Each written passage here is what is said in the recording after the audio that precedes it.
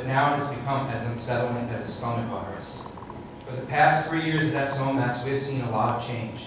It is obvious that change is always implemented to make things better than they once were. And while we are always trying to improve ourselves as educators, especially in the light of statewide implementations of new standards and evaluations, I feel as though we are drowning in the overwhelming workload that is being placed before us, a workload that continues to increase daily and without empathy and necessary support from our administration. A major issue is the lack of communication and trust between the teaching staff and the administration. In 3 years, we have only addressed building concerns of the staff during a faculty meeting once, and it was for broken copy machines.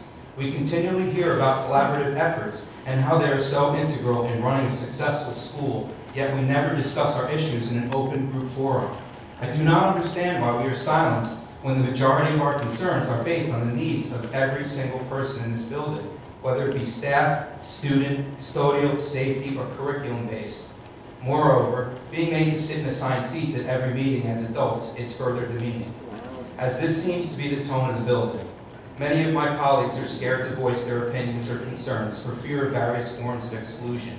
And while some select teachers are spotlighted and praised, a majority of others are left feeling worthless, outcast, or inept. We are also strongly critiqued in random walkthroughs, yet how can such critique be made fairly during a 10-minute session? I yield my time for What is your name? Ashley Carino. Okay. Many times we are left having to find and explain to the observing administrator that their comments were actually addressed during the part of our lesson they missed. Then we are told not to take it personally.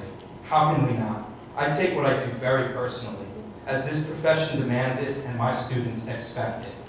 The IB program, which in theory sounds fantastic, has been very confusing and tedious for us, especially since it seems we are not being trained in a way that all people can understand.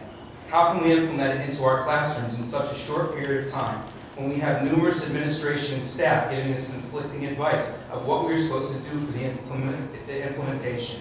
Last year we spent a lot of time being critiqued on a unit plan that we developed with Maplewood Middle School teachers, only to find out that this unit plan was done incorrectly under the guidance and advice of our trainers.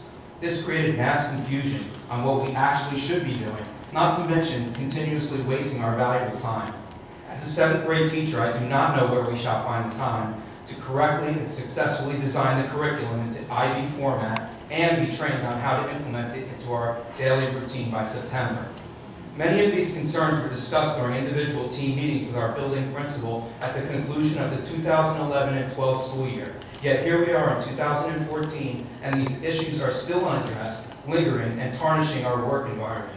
There are many other issues which contribute to the overall low morale in our building. I will be more than happy to sit down with anyone here to discuss them in further length with you at your convenience. Thank you for your time.